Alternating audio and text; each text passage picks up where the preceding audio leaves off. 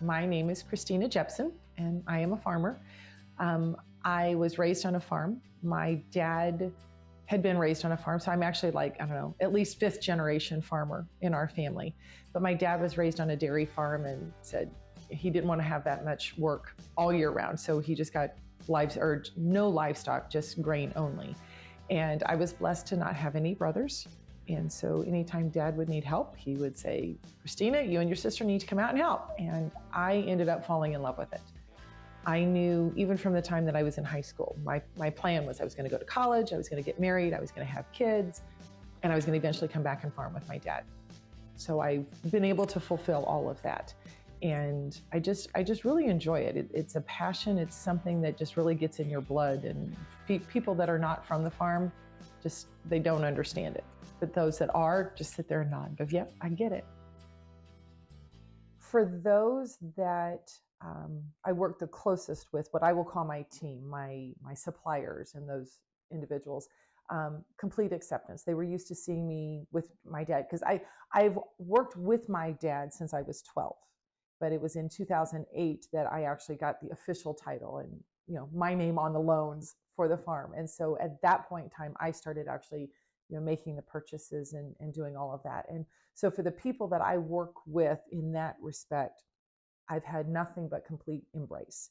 Now, when I would go to some of the farm meetings, or if I would need to go for the pesticide application training, the very first time I did that back in 2008, I'm pretty sure I was the only female in the room of about 300 men. And they all just kind of stared at me. And I was like, okay, I can do this. I can do this. And, there's still a little bit of that when I go to farm meetings, but I'm finding I'm not the only female in the room anymore. And I'm finding that the stares are less. For those the meetings that I go to on a regular basis, they're used to seeing me. They may not know who I am, but they're used to seeing me after, 15, 16 years. But I just embrace it. I am an anomaly. I almost feel like, one person described me recently, like, you just don't see this. And I'm like, I'm really not a unicorn. I'm just a female farmer. But I guess I am very unique in some circles. But it was intimidating the first couple of years. And now I just embrace it. And I'm like, okay, you're the one that's uncomfortable, not me. I'm comfortable with who I am, the decisions that I make, the grounds that I have covered, and I love it. Yeah. One of the challenges of being a female farmer is that I still have all of the traditional roles of a female. I am still the one that is managing the household, preparing the meals, grocery shopping, laundry, taking care of the things here. So that has limited the time that I had available. So that's probably my one regret, is not being able to be more involved in some of those things. What I am involved in are activities specifically at my church, but there's also one that I'm very excited about and originally I didn't think of it as being an agricultural role, and I'm not sure why, but I am very involved with our local high school FFA Alumni Association. And I was kind of dragged into that. My daughter was the FFA president her senior year, and she had a friend who was at another high school that they had an alumni association, and they did an annual auction, and she knew how much I loved auctions. So she just got me at my weak point, and she's like, Mom, I think we need to do this, and you can help run the auction. And I'm like, okay, that'd be great. And that was in fall of 2017. Well, she graduated in 2018, and I'm still with the alumni. And somebody asked me one time, your daughter's not in anymore. How long before you get out of it? And I'm like, when I quit having fun. Because I still have fun. It's very rewarding to be involved with supporting the agriculture education of the next generation, and seeing all that we as an alumni association have been able to do to promote agriculture within the high school, but also to support the kids. We're supporting them in scholarships more than just going off to college. We are helping with state and national convention expenses. We are helping with leadership camp expenses. There are, each year we're offering the Blue Jacket Scholarship. So we've got a number of individuals that, for whatever reason, they're not able to purchase the jacket on their own, and we are helping out with that. And being able to see that type of impact that I can make So I'm not making it on today's agriculture industry or my profession or whatever, but I am helping others to grow. And it's very rewarding in that respect. Don't be afraid to be bold. And I know it kind of sounds like an oxymoron.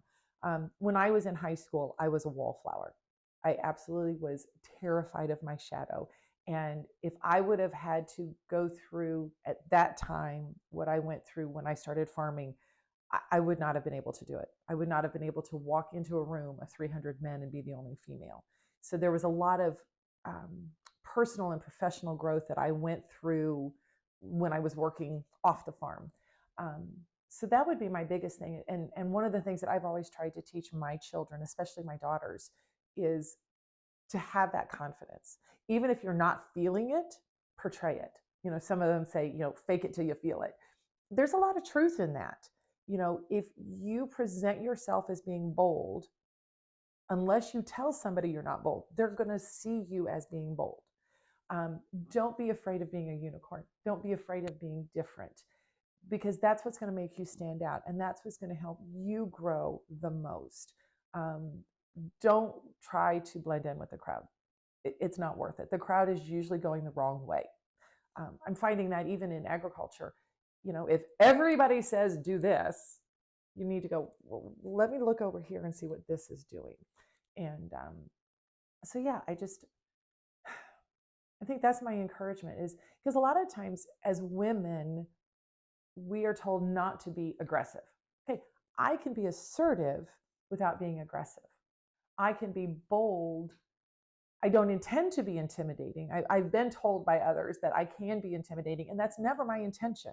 I want to think of myself as a warm fuzzy, but I know I'm a taller woman and I'm in agriculture. So there's a lot of things that are different about me that can come across as intimidating. That's not my intention. Take time to get to know me and you'll see my heart. And so that's just, I don't know, that was a lot, and I'm not sure how to put it succinctly, but just don't be afraid to be bold, because it's going to take you places that you can never imagine that you would be able to go. One of the other things that I would like to encourage is follow your passion. What is it that really excites you? What is it that makes you smile involuntarily? Is there something that you enjoy doing? And maybe you say, yes, I want to be in agriculture. Okay, where? Because that is such a broad field. Do you want to be a farmer? Do you want to support the farmer? Are you wanting to be in social media? Are you wanting to be in the tech world? The guy that I use for my tech, when I call him, I mean, every time he comes out, he's just got a smile beaming from ear to ear because he loves what he does. And that's where I'm coming from. I love what I do. I can't imagine doing something else. Now, if God redirects me, I've given him my life. If you need me to do something other than farming, I will do it. I'll probably be sad, but I'll make the transition because I know it's a good move. But for what I'm doing now, I love what I do. Are there times that it's frustrating? Absolutely. But that's the way it is in any job. I told somebody one time, they asked if I love being a mother. I'm like, 95% of the time. And it's the same way with being a farmer. Do I love being a farmer? About 95% of the time. Those are pretty good odds, because I think if you were to talk to someone that works off the farm, you're going to be hard pressed to find anybody that likes their job 100% of the time. But you're going to find those people that are passionate about what they do, and it just kind of bubbles over outside of them. And if you find that place for you, follow it, and follow it hard. Even if everybody else says, don't do this, or what are you doing? That's crazy.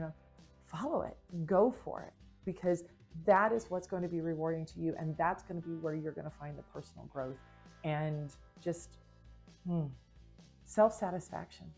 Yeah, go for it.